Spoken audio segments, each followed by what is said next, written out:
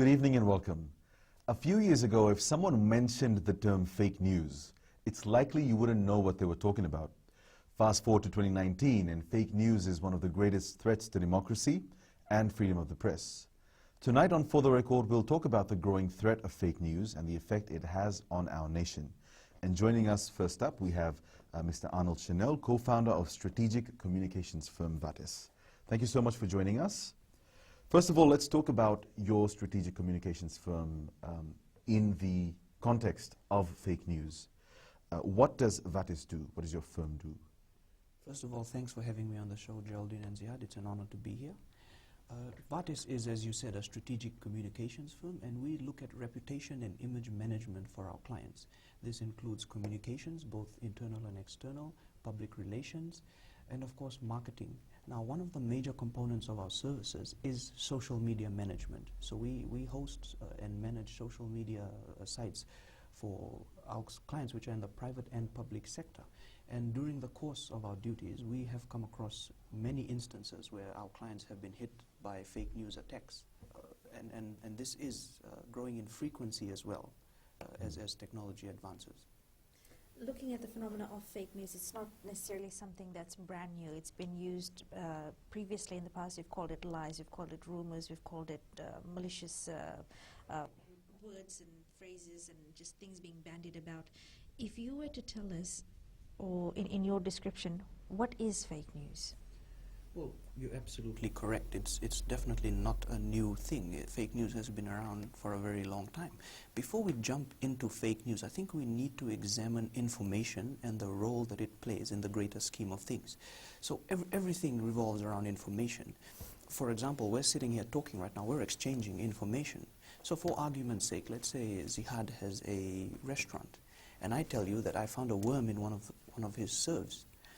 I'm essentially giving you this piece of information. Forget about whether it's true or fake, but we've exchanged information. Now, how you use that information, that's completely up to you. You may go and you may talk about it with your friends, but you're going to be spreading this information. Now, imagine if this same information was given out during the 7 p.m. news bulletin on FBC News.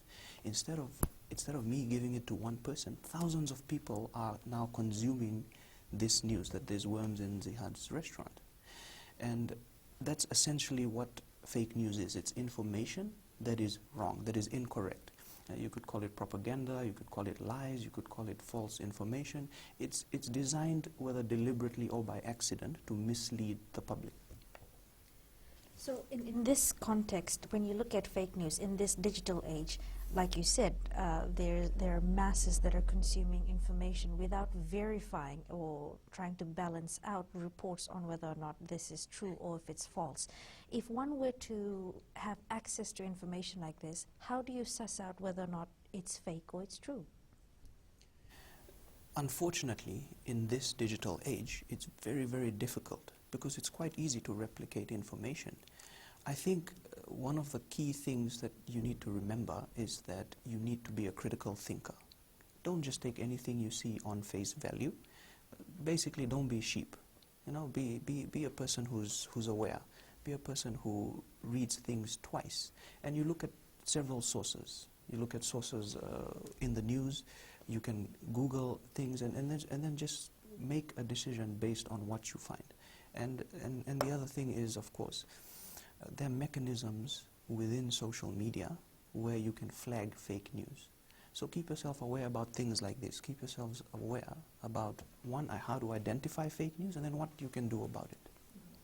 I mean, when we talk about social media, I mean, it's interesting the example that you mentioned earlier. You talk about the fact that fake news is basically just information, albeit wrong information. Social media, however, does help information spread rapidly. And so do you think that although the advent of fake news has existed for a long time, that social media has sort of exaggerated it? Very much so. 10 years ago, you come back from a hard day of work, you sit down, you turn on the TV, and you've got the news bulletin going on. Now, you get all your information from this, or you read the paper the next day. But any accident, murder, crime, fire that may have happened, you get it from news. So So this is how information was spread. Now social media has changed the game. If there's an accident, I've got this device now. I just take a picture or a video and I've put it on social media at the exact moment which this happened. So people don't need to wait for news anymore. And once it's up on social media, my friends have seen it, they start liking it. The moment they like it or share it, their friends can see it. So it really compounds how news is spread. So this is what's happening. Social media is just a medium that has enabled news or information to reach Fijians at an unprecedented rate. It's interesting that you say that people would digest information that's given to them by traditional media sources, that was television or newspapers or any other sort of broadcasting company. But then you look at it now, things are changing. With the digital age, people are able to doctor information. They're able to, shall we say, give rise to this new phenomenon called deepfake, where they're able to make it seem like it is real news, but it's actually not. Can you talk to us about that? So deep fake was something that originated in the porn industry, where they would take celebrities and make fake videos that looked realistic. And deep fake is becoming more advanced. I read a study quite some time ago where all you have to do is take a speech, type the words out, and you can change what the person is saying. So yes, I mean, there's a lot of upcoming threats. Deep fake, you've got things like TikTok. There are thousands of Fijians on TikTok, but everyone's still talking about Facebook. So they're emerging threats, and as technology advances, there are going to be more and more threats, especially in regards to fake news. And it's very easy to doctor because of technology as well. It's very easy to make fake news look like the real thing. You know, when we talk about sort of defining fake news, because it's on so many mediums and it takes so many forms, is there such a thing as non-deliberate fake news? I think many times, accidentally, people have spread fake news, including the media. Now, there's a misconception that fake news is only spread through social media. This is, in fact, incorrect. We've had, in fact, recent cases where I believe they were saying that Chinese nationals are stealing organs. And one of the media organizations actually ran this story. So fake news is any news that is incorrect. And of course, there are many instances where it's accidentally spread. Someone sees, say I see a person running away and there's another person who's been stabbed, I immediately assume that he's a murderer. Hey, the murderer is running away, and I put it up. That's accidental. He might have been running away for another reason. Yeah. So yeah, accidentally it happens. I mean, that sort of like brings into the conversation the importance of evidence and logic. And a lot of the time, especially when you see something on social media, if, for example, a statement is accompanied by a picture, it could be the wrong picture, it could be a completely unrelated picture. But to a lot of viewers or readers, that sort of becomes their form of evidence. So how do you deal with that? I think it's very important for the media to take responsibility here and have checks and balances in place, just to ensure that information that goes out is verified and is accurate. We'll carry on the conversation when we come back from our break. Stay with us.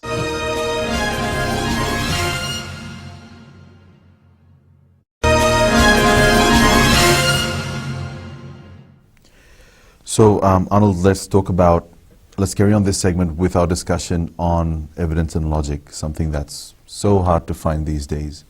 A lot of people don't understand the value of evidence and logic. And you spoke about that in the context of traditional media, right? So what role does the traditional media forms have on things like that? So the media are the traditional gatekeepers of information, the fourth estate. And in the past, they really had a monopoly on information.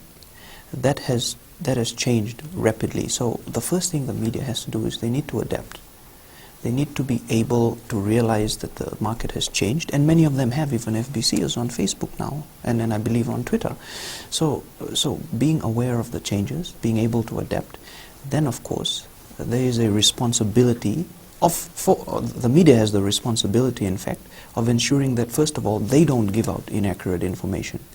So there has to be measures in place, checks and balances, proper research, and they have a role here to be able to help, fight this threat of fake news. Well, pardon my saying so, but you're not just pontificating. You have actually worked in the media. You have worked at a broadcasting company before, so you do know of the procedures that are in place before you put the information out there for the masses to consume. Yes, I've worked in both print and broadcast, so I understand that there are already procedures. One thing I think that I should talk about is why fake news trends so hard. Why does it become so viral? And it actually ties into that. So first of all, there's a lack of awareness, a lack of general awareness amongst Fijians about fake news. That's why they fall victim to it so easily. Then, of course, there's that aspect of sensationalized news. All fake news is sensationalized, and as human beings, we love our drama. Look at Bollywood, look at Hollywood TV series. They are high-selling commodities because of our love for drama. So fake news is very dramatic. People love to share things that are dramatic, even if it's not real. Even if sometimes they recognize that this may not be true, they share it just because. Once they start sharing it, they give it validation, social validation. So if you're sitting down and you see a fake news piece, but 100 of your friends have liked it and they're commenting on it and they're sharing it, of course they're talking about it around the grog bowl as well, you start to believe it just because of the pack mentality. So what's happened here is that because social media allows you to put out information as you want, there is no longer control. The media has checks and balances. The media has control. This is no longer the case. Information goes out raw. It doesn't matter if it's real. People don't bother with the research. They just put it out, and then you just assume what the story is, or it's set for you. On that note, just one. So these, for example, if we look at the way that social media has its format, so even if someone, for example, calls out that particular piece saying it's fake news and they comment on it, are they also helping to spread the fake news? Often, yes. So what happens is they may call it out on one of the comments, but not everybody gets to see that. If a post has 100 comments and one of the comments is it's fake news, there's a very low chance that the first person who's looking at it is going to see that, especially if it's down at below, in terms of when it was posted. This is, of course, in terms of the social media platform, Facebook. I'm talking about Facebook, of course. Facebook has 500,000 Fijians, so that's a good benchmark to go by. The other thing is the moment you comment on it, it starts appearing on your friends' news feeds as recommended content, because they try and give you content that you would like. So if your friends are liking it, it's more likely to appear on your news feed and vice versa. So in this way, they're actually spreading this news rather than really countering it. In many cases. So in terms of reining in these sites, for example, if you look at Facebook, of course, in Fiji, we can't have an influence directly over how Facebook creates its policies and how it carries out its things. But for example, in Singapore, where they've introduced a new law, receiving a lot of backlash for it. But that was their attempt at sort of, I guess, reining in these social media giants. Do you see a global change with something like that? A lot of first world countries are facing similar problems to Fiji because of the access to technology, and they are trying to find a solution. It's very difficult. There's still a lot of things to be worked out, and yeah, I think in the future we may have something that helps with fake news, with fighting fake news. However, we must also keep in mind that there are mechanisms within Facebook, within Twitter, within Instagram that allow you to report things. You can report it for hate speech, you can report it as fake news. So one thing that we can start doing now while we wait for legislation and all of these things is to encourage our friends to report things. So instead of commenting on it, you could tell your friend, hey, could we report this, please? And if something receives enough reports, it'll be taken down, or it'll at least be looked at. Let's bring it back to the discussion about fake news and the media. You've said that there are checks and balances, there are protocols, there are procedures, all of that, and then also the human id, where it appeals to the chaos. And that's why all of these news and stories and rumors, they go viral. But let's look at the fact that traditional media sources have had to also adapt to the changing world, looking at what consumerism is like. People no longer have an attention span where they're able to discern information that is given to them. They want something instantly. They want everything given to them within 5 seconds. Very short attention span. Now, with that in mind, when you have things that go viral, they expect traditional media companies or sources to get on the bandwagon and try and suss out whether it's real or not. It becomes a bit difficult, shall we say, for some companies and some media sources, especially even with our own news team, to be able to verify what is true and what's not true. How do we tackle something like that? I mean, there are several steps that can be taken. One of the really important ones is to have a good relationship with stakeholders. So if fake news comes out, you should be able to contact the people involved and quickly be able to get the correct information. That's very important.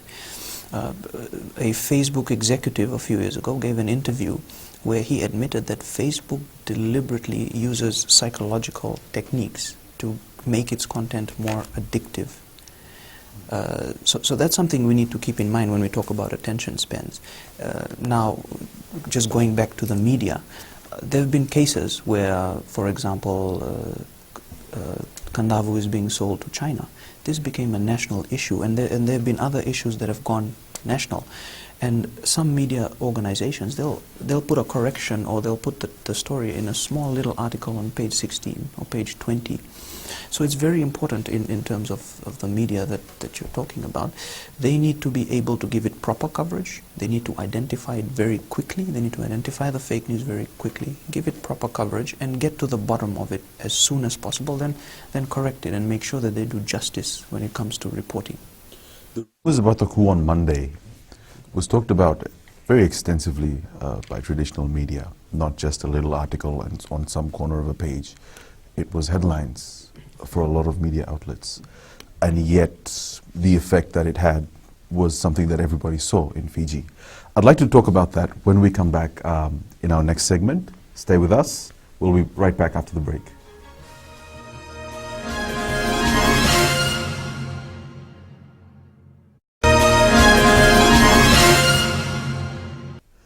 So let's start this segment with our guest that's joining us, Mr. Vinay Kumar, the president of the Suva Retailers Association. Thank you for joining us.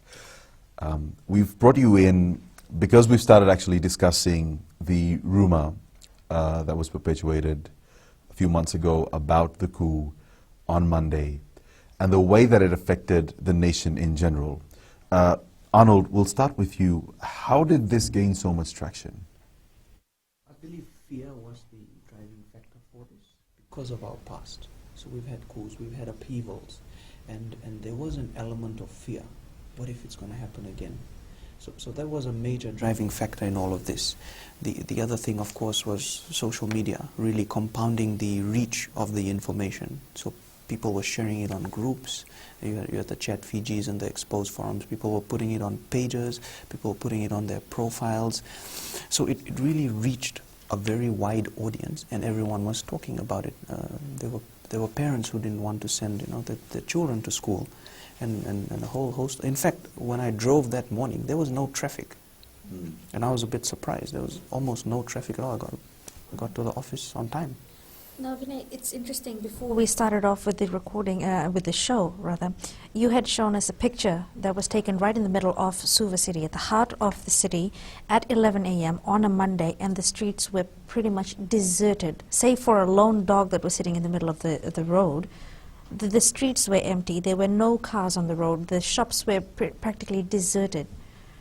Talk to us about that. Yes, well, thank you for having me here. Because, fake news, as you've said, it doesn't have the social consequences and political, but now it has economic consequences, which affects business. And when it affects business, it affects economy. So it does have a direct effect on the business. And when it does, it affects the whole gambit, the trickle-down effect. Now, that photo I was speaking to you was sent by a member of ours to one of our committee members, where we were discussing this issue. And that photo is in the corner of Mark Street, in front of a shop called Super Corner, and this is a thorough way to the town. And there's two roads coming, Turek Road, then you've got Waman Road at the junction of Mark Street. It was totally deserted at about 11 o'clock. Now, even if you on a Sunday, you'll have traffic going through there because taxis and everything. So that's that 11 a.m. Monday morning speaks for itself, what happened that day. And well, there were some shops that opened late. There were staff that didn't turn up, which, you know, we cannot blame because of our history that we have. People tend to believe these rumors, give into them. And we as an association didn't give credit to this or release an immediate statement, because I was asked by a couple of my colleagues to do this, but I said, no, then we are giving credit to the rumor, which is not the thing to do. It's like Fiji Muslim League had a announcement which came out through all of us, and then it was reaffirmed by the media, I think Fiji Sun, the following day, that it was sent out. So all those things, when you give into these rumors, it affects, you know, the psychic of how people think, and or something may happen, which nothing's going to happen.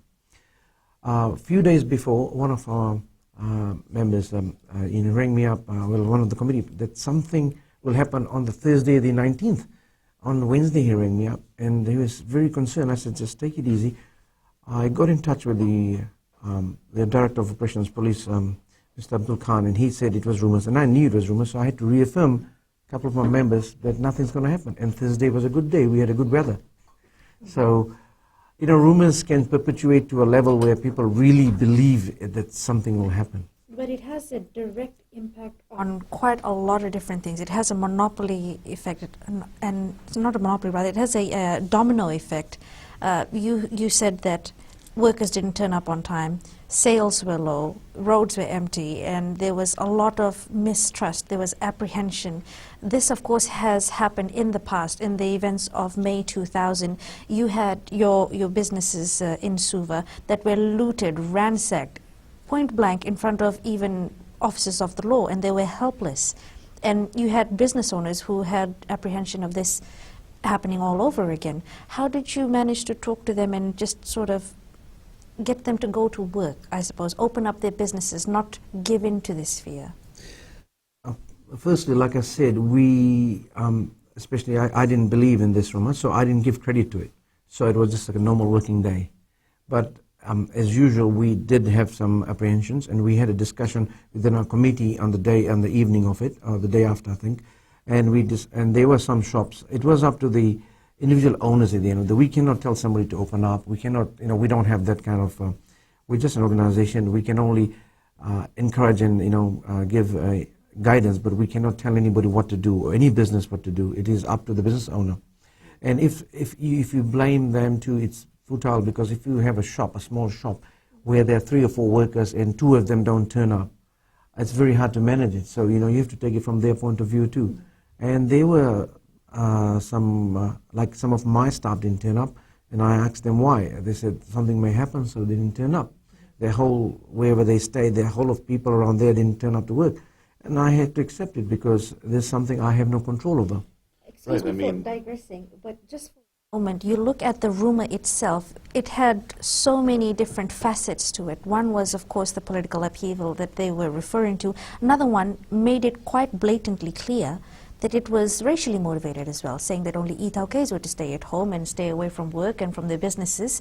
And most of the businesses in Suva, they are owned by people mostly of the indigenous, sorry, not of the indigenous, but of Indo-Fijian and ethnic communities, Gujaratis and all of that. And that sort of has a ripple effect as well within the consumers that have to interact with these businesses. They feel as though they might feel ostracized if they're Itauke and they're going to a shop and they're going to go do business with someone who is not a native. They feel like, oh goodness, now what? Now what do I do? Am I going to be, you know, sort of crucified for this? I don't think it was that dramatic. This is my point of view. It's just like, now we've got to look at this fake news thing as take a bird's eye view. People will think whatever they want, but we don't have that segregation now where a business is owned by who. It's just like we see as a business, this is a community. We don't see who they are, what background they have, what ethnicity they have. It makes no difference. And we try not to get into any of those stuff. But on the same token, what you have said, I haven't thought from that point of view. So, you know, there must be something to it, what you've just said. And there were people keeping away from town. And so we can't really help. You know, we don't have any control over this, put it this way. We cannot, like from what I gathered, the students were not sent to school. And that was the parents' decision. So, things we have no control over. So how do we actually deal with this issue is something, because I can see this more and more happening, especially last year, going back after the elections. I remember the court cases that were brought by the political parties.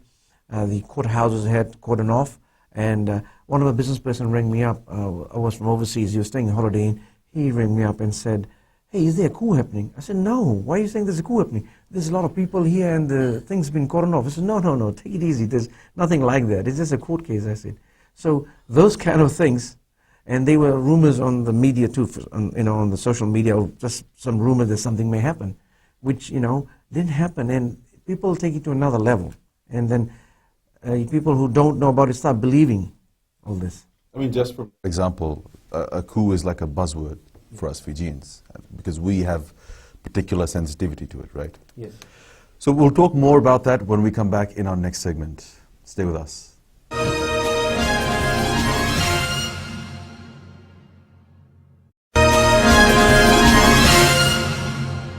Welcome back.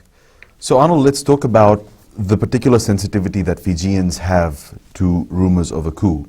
Right, so some of the people that we spoke to after Monday told us that, look, we knew that most likely it wasn't going to happen, but as a mother, as a parent, I couldn't take that risk, because something like that happening in Fiji isn't exactly beyond the realm of all reasonable possibility. It can still happen. In fact, the rumors were so rife that our Prime Minister had to come forward and make a statement on it. Our defense forces got involved, and they had to make it very clear that, Fiji would be safe. Even though our nation's leader and our defense forces were pulled in, why still do you think people, still followed along and they believed the rumors? I think it was in 2000 when it was the Chaudhry government, and he actually had said nothing's going to happen on May 19th. So that's really where a lot of this would have stemmed from, because then a lot of things happened, obviously, which he had said would not happen. He had assured everyone. So people were just being safe.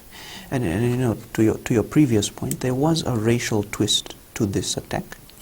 And unfortunately, it does seem that some sinister elements had started this and had targeted the Indo-Fijian community, or rather they had sought to divide the two races.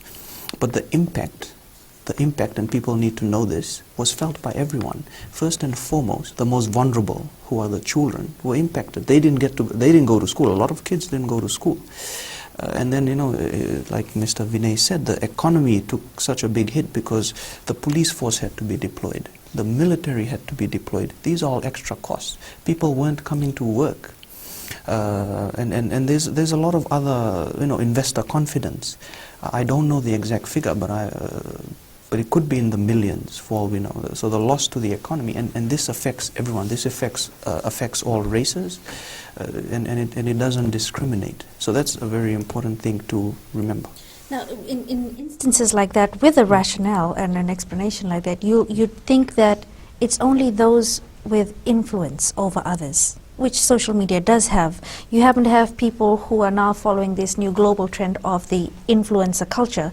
This is primarily predominant in Instagram, but you can see it happening across Facebook and also on WhatsApp, or TikTok even here in Fiji.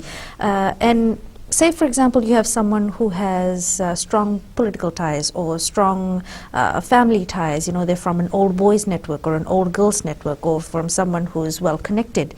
And if they were to talk about something and say something that then picks up, gains traction, then people tend to believe and say that, oh yes, so-and-so has said it. Mr. A or Mr. B from this family or from this faction has said it. It must be true. How do we counter that? The influencer culture, as you said, is in Fiji. You've got sports personalities on Facebook, Instagram, and there's a lot of prominent people on Twitter, on Facebook, and it's very hard to counter if they spread fake news. Usually what happens is someone calls them out. So if they've spread fake news, other influencers come in and call them out. But there is this culture that's developed where if it's fake news that sort of doesn't go against your beliefs or your political alignment, you just let it slide. You let the fake news happen, which I think is very sad, because as influencers, they actually have a responsibility to their fans to be able to call fake news out. As I said, they're only looking at the individual aspect of it, but the effect that fake news has on everybody, on grassroots Fijians, on women, on children, it hurts everybody, especially if you don't, call it out and make the public aware that, hey, by the way, guys, fake news is, Right. a And threat. this is something that a lot of newsrooms are also struggling with, I'm guessing, because whether you read something and then you react to it or you remain complacent is completely up to the newsroom and what they stand for. So this time, before this rumor, a lot of traditional media outlets, I'm guessing all of them, discussed it. Do you think, in your experience, Arnold, that this made the problem better or worse? There are probably ways it could have been handled better. I think the media does need to be involved. However, they have to be very careful about it.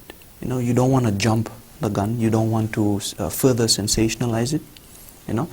What you want to do is you want to quickly identify it, first of all, then do your research, get to the bottom of it, then put it out in a way that'll ensure that it's dispelled. Because I get what you're saying.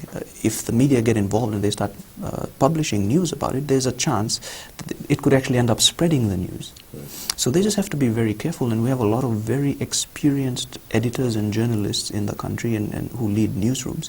And I think there may be an opportunity for them to sit down together, discuss this problem, admit that there is a huge problem with fake news, and then talk to each other and try and coordinate as media organizations on how some of this can be countered. I mean, even how do you make that decision on what you have to address and what you can just ignore?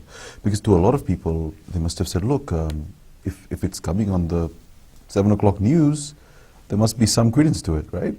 Yeah, that is one of the things that every media gave fire to this. And the thing is, not from now, a few months before, a couple of months or a month before, I think there was a lot of, activity on Facebook and social media on this. Media were giving credit to this.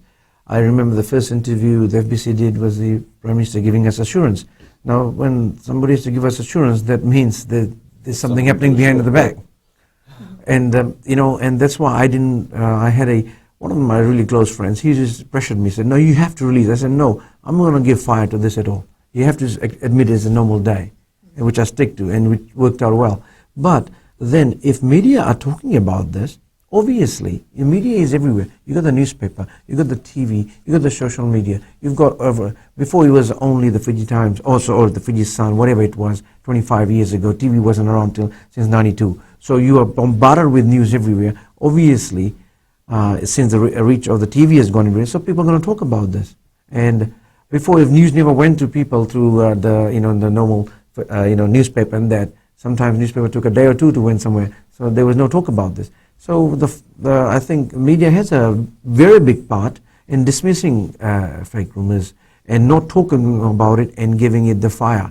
And that's why I think it creates a bit more, It's like being stuck rock in a hard place. It's a very tough decision to make, because at the point the media picked it up, it had already gone viral nationally. People were worried. So at that point, the PM had to sort of step in. So I fully agree with your point also, Vinay. But it's like being a bit of a catch-22 over yes. there. Exactly. You can't read. It's not an easy. I do understand that. It's a different perspective. I suppose we should continue this later on. Right. So we'll come back with more in our final segment right after the break.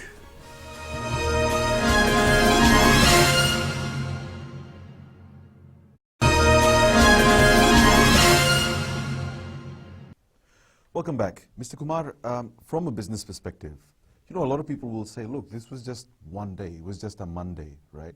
How much of an economic impact can one day have? Would you like to explain how it has a general effect on the economy? Well, let's start from the person that doesn't go to work, right? Whether they get paid or no, I don't know about that. Like, that depends on the, is there a valid reason that, the coup may happen, so I didn't turn up to work, right? So they don't get paid. The trickle-down effect of economics works here really well. So if the business is not doing well, the incomes are not coming through, the collection for that day will not be that much, The VAT won't be that much, which affects the government coffers. So it's got a trickle-down effect right from the top, right to the bottom, and you multiply it every time it goes down.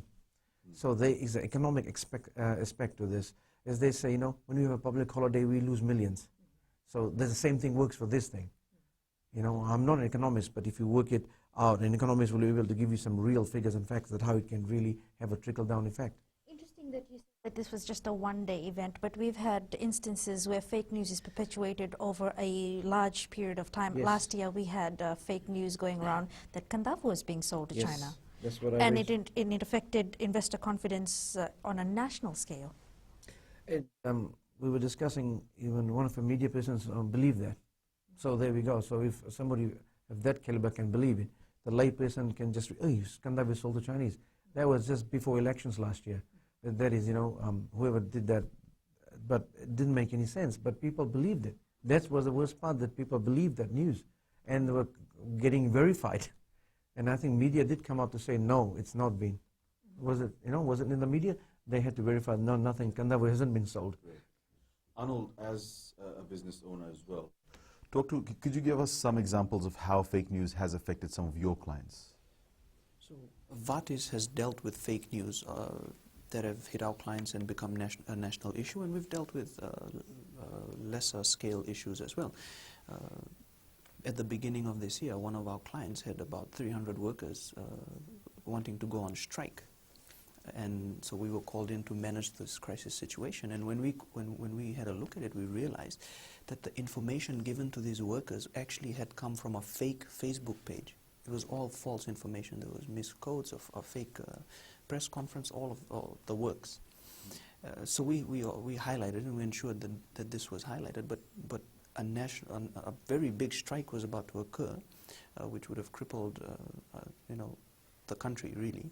And this was all because of fake news. Of course, there are instances where our clients' products have been attacked, employees within their organization have been attacked, and of course, the head of the organization many times have been attacked by fake news. So it's a growing problem, and we have noticed that the frequency has increased. So with technology and more people getting on Facebook, it's very easy for people to spread fake news. Mm-hmm. And especially since these developments are happening so fast in such a short period of time. And I guess this question is for both of you. What changes would you like to see in the way things are handled so that at least businesses can somewhat mitigate these effects? We as businesses don't have control over the legislation. It's just like Singapore has come up with this chilling legislation that gives power to the social media sites to, what it really does, it gives the government ministers powers to order social media sites to be put warnings next to the posts authorities deem to be false, or in extreme cases get them taken down. And that's come through with a bit of hoo-ha in Singapore, but I think there is you have to deal with deal with this head on. There's no other way, because if you let this brew, I think it's going to get worse. And as we have seen in the last 1 year, we had so many incidents of false news. Right, and a certain part of the population believes that. You can't blame them too, because of our history. So before social media, we didn't have this fake news problem, if you go back. I mean, in my theory, we didn't have fake news. Look, going back to 2016 election in America, how it affected the American elections, and still they were investigating about that. But so the only way I think this can be dealt is with the government basically. The government that's in power need to deal with this head on, and they are doing, I think.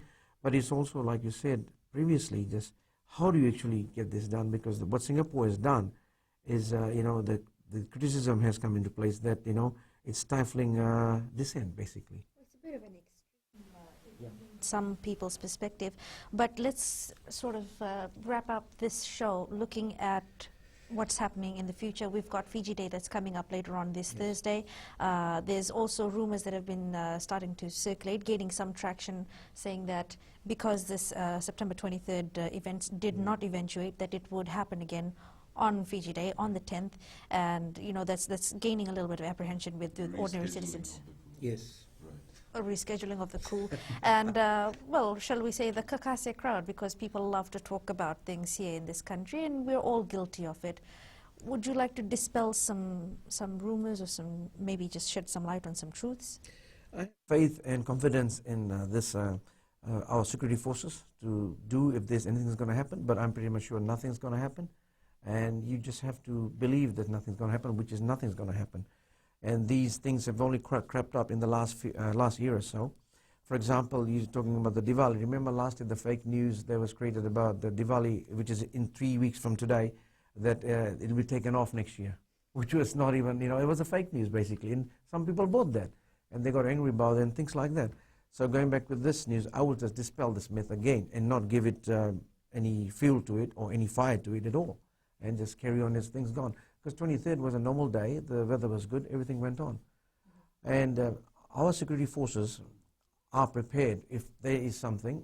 There's nothing, but just to say that we've got a very good security forces. On that note, I'd just like to push forward a point. We do happen to have a fake news, not necessarily a fake news, but we call it the Hoax Busters. That's at 7:45 p.m. on Mondays on FBC TV, which you can watch. And if you happen to have any news tips or any sort of screenshots or any rumors that you have come across, please do send it over to us by email, and we'll get the team on it. Right. Final question to you, Arnold. What changes would you like to see in this some form of mitigation? Okay, so one thing we need to all admit and be prepared for is fake news. It's here now. It's always going to come. There's always going to be rumors of a coup or of a tsunami or whatever they decide to cook up next. I would like to see more collaboration between the authorities, between the stakeholders, such as the business owners. The public-private partnership, yes, basically. Yes, and I'd really like people to sit down and discuss strategies which we could use to try and counter some of these things. For Vatis, when we handle our clients, we take a very proactive approach. So during the off-peak periods where there is no fake news, we don't want anyone to sit on their hands and do nothing. Media, businesses, and everyone. So it's just about anticipating. It's about raising awareness. It's about being prepared. It's about watching what your children do when they're online, and educating them as well. So adding to that, proactive, this is what happened. The CID were investigating this issue, which I gave them a statement of. I also told them to be proactive. There are certain profiles that can creep up that actually spread this. So now I think they are working in liaison with Facebook. They can get the IP addresses. They need to be more proactive than reactive. And I think they need to be given more resources to get this done. So if somebody is proactive, then you actually avoid a lot of some of the issues. Not all, but some of the issues. Thank you very much for your time on the show today, gentlemen. We wish you and your respective businesses all the best. Right. Thank you very much. We have to wrap it up, but we hope to carry on this conversation in our own various spaces. Yes. Thank you for joining us on the show tonight. We'll see you next week. Good evening.